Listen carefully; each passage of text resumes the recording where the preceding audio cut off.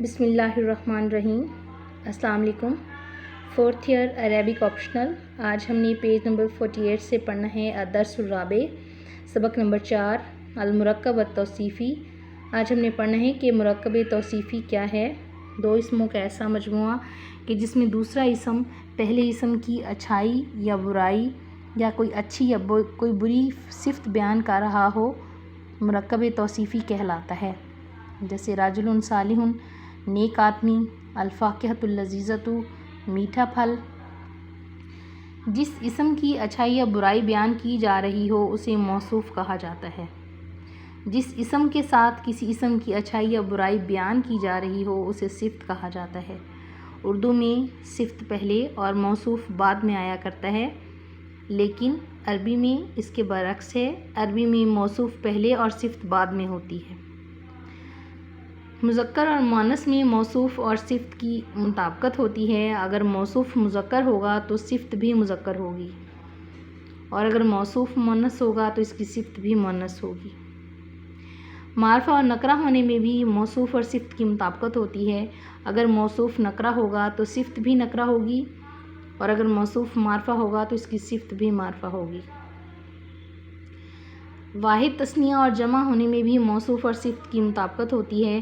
اگر موصوف واحد ہوگا تو صفت بھی واحد ہوگی، اور اگر موصوف تثنیہ ہوگا تو اسی طرح اس کی صفت بھی تثنیہ ہوگی، اور اگر موصوف جمع ہوگا تو صفت بھی جمع ہوگی۔ عربی میں واحد ایک کو، تثنیہ دو کو اور جمع دو سے زیادہ کو کہا جاتا ہے۔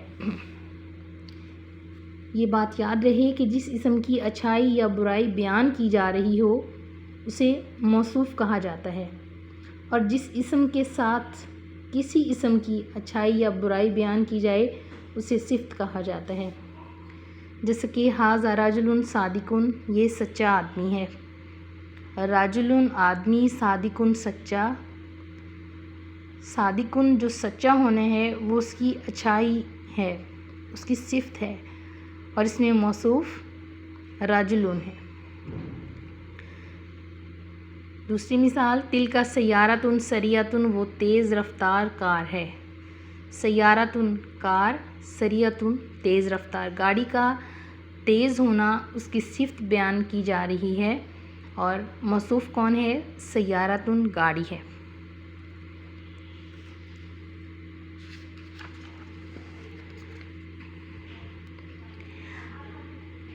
الرجل المریض غائب، بیمار آدمی غائب ہے۔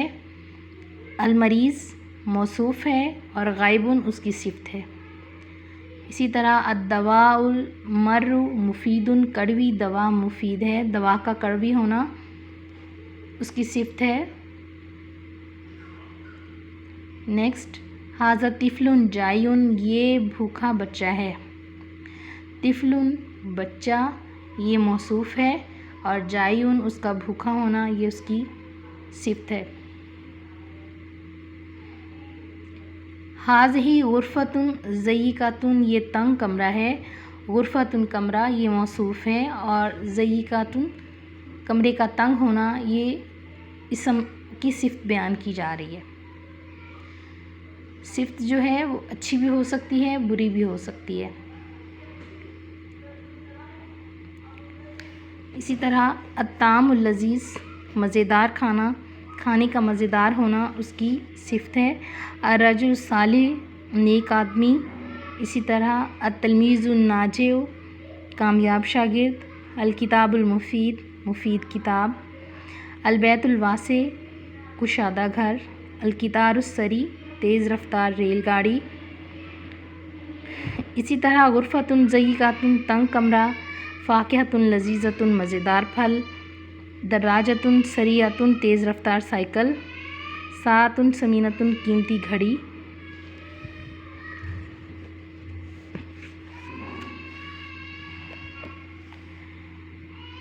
اسی طرح تمر حلو، میٹھی کھجور۔ دواء مر، کڑوی دوا۔ طعام لذیذ، مزیدار کھانا۔ باب عریض، چوڑا دروازہ۔ اللغۃ السہلۃ، آسان زبان۔ المروحۃ الجدیدۃ، نیا پنکھا۔ طعام لذیذ، مزیدار کھانا۔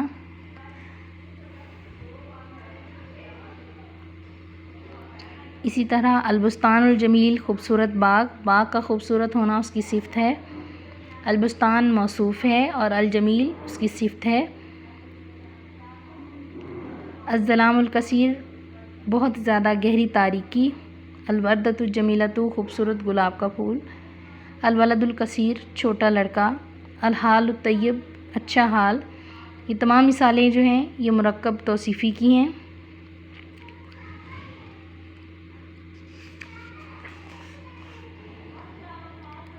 اسی طرح مدرستٌ کبیرۃٌ بڑا اسکول، مدرستٌ یہ مدرستٌ کبیرۃٌ بڑا اسکول، بڑا مدرسہ، مدرستٌ موصوف ہے اور کبیرۃٌ اس کی صفت ہے، کسی چیز کا بڑا ہونا وہ اس کی صفت ہے، اس کی خوبی بیان کی جا رہی ہے۔ سیارۃٌ سریعۃٌ تیز رفتار کار، شباکٌ صغیرٌ چھوٹی کھڑکی، نافذۃٌ صغیرۃٌ چھوٹی کھڑکی، تلکا، ھذا، ذالکا، ھذہ، یہ سب ہم پہلے پڑھ چکے ہیں کہ یہ اسم اشارہ ہیں، اسم اشارہ قریب اور اسم اشارہ بعید ہیں۔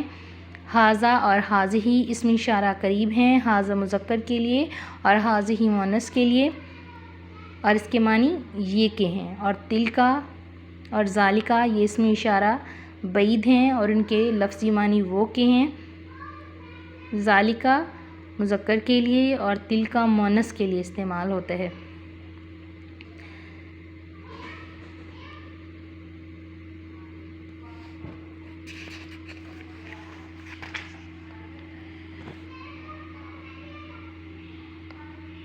اسی طرح شارع واسع کشادہ سڑک، وہ کشادہ سڑک ہے، ذالکا شارع واسع وہ کشادہ سڑک ہے۔